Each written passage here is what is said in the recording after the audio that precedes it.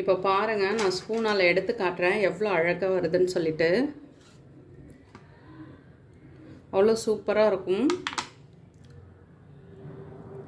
நம்ம கையால் சூடாக இருக்குது வேறு.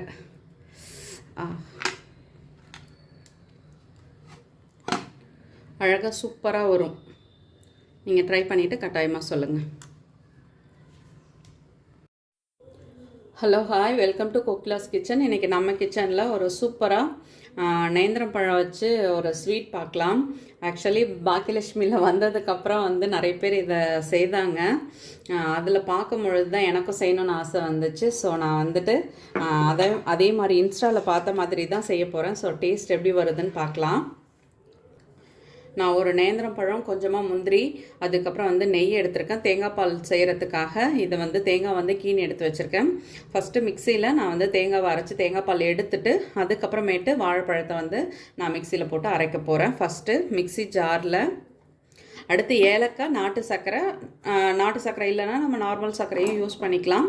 பட் நாட்டு சர்க்கரை போட்டோம்னா நல்லாயிருக்கும். ஃபஸ்ட்டு தேங்காவை நான் அரைச்சி பால் எடுத்துகிட்டு வரேன். இப்போது தேங்காவை அரைச்சி தேங்காய் பால் எடுத்தாச்சு. அடுத்து நேந்திரம் பழத்தை நம்ம கட் பண்ணி மிக்சி ஜாரில் சேர்த்துக்கலாம். இப்போது இதை மாதிரி கட் பண்ணி சேர்த்தாச்சு. இதை நம்ம அரைச்சி எடுத்துகிட்டு வந்துக்கலாம். இப்போது பழத்தையும் நல்லா நைஸாக அரைச்சாச்சு. ஆக்சுவலாக இது கூட ஏலக்காய் சேர்த்து அரைக்கணும், நான் சொல்ல மறந்துட்டேன். ஸோ ஏலக்காவை முன்னாடியே சேர்த்து அரைச்சிக்கோங்க. இப்போ அடுப்பில் வானல் வச்சுக்கலாம். கொஞ்சம் நல்லா கனமான வானலாக வச்சுக்கிட்டிங்கன்னா உங்களுக்கு அது ஈஸியாக செய்ய வரும், நல்லாவும் வரும், அது அடிப்பிடிக்காமல். இப்போ வானல் சூடாகிடுச்சு. ஒரு 2 ஸ்பூன் அளவு நம்ம நெய் சேர்த்துக்கலாம். நெய் சூடானதும் கருகாமல் நம்ம எடுத்து வச்சுருக்க முந்திரி பருப்பை வறுத்து எடுத்துக்கலாம்.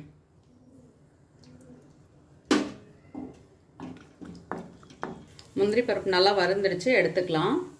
இப்போது இதே நெய்யில் நம்ம அரைச்சி வச்சுருக்க வாழைப்பழத்தை அதில் சேர்த்துக்கலாம்.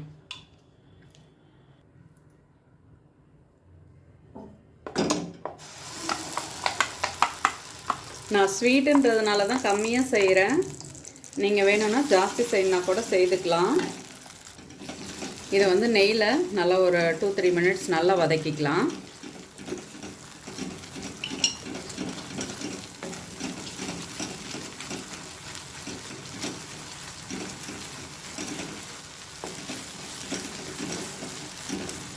இப்போது நம்ம எடுத்து வச்சுருக்க தேங்காய் பாலை இதில் சேர்த்துக்கலாம்.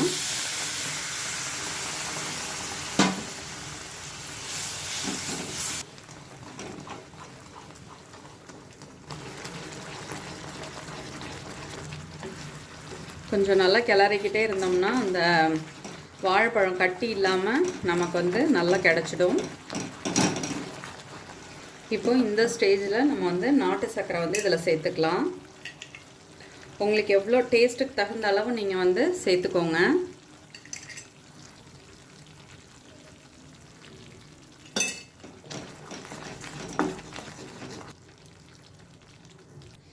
சுகர் நான் எனக்கு தேவையான அளவு மட்டும்தான் சேர்த்துருக்கேன். சேர்க்குறதா இருந்தால் இன்னும் கூட கொஞ்சம் ஜாஸ்தி சேர்த்துக்கலாம்.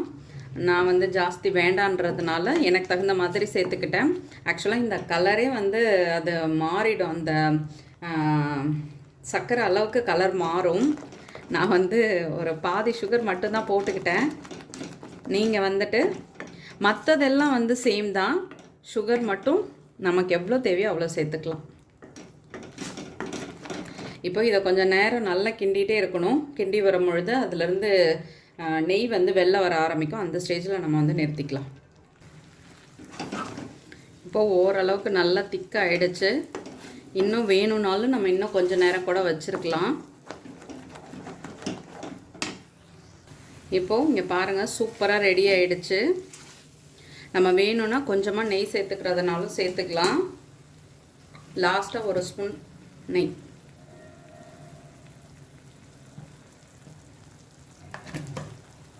இப்போது நம்ம முந்திரி பருப்பை சேர்த்துட்டு அப்படியே பவுலில் மாற்றிக்க வேண்டியதான்.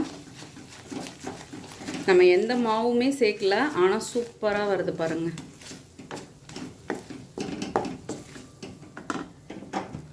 கேஸ் ஆஃப் பண்ணியாச்சு. நம்ம வறுத்து வச்சுருக்க முந்திரி பருப்பு இதில் சேர்த்துக்கலாம். இப்போ பவுலில் மாற்றிட்டு பார்க்கலாம். சுட சுட சூப்பராக நேந்திரம் பழ அல்வா ரெடி ஆகிடுச்சு. நீங்களும் வீட்டில் ட்ரை பண்ணி பாருங்கள், கண்டிப்பாக உங்களுக்கு பிடிக்கும். வீடியோ பிடிச்சா லைக் பண்ணுங்கள். என்னோடய வீடியோ உங்களுக்கு யூஸ்ஃபுல்லாக இருந்தால் சப்ஸ்கிரைப் பண்ணிக்கோங்க.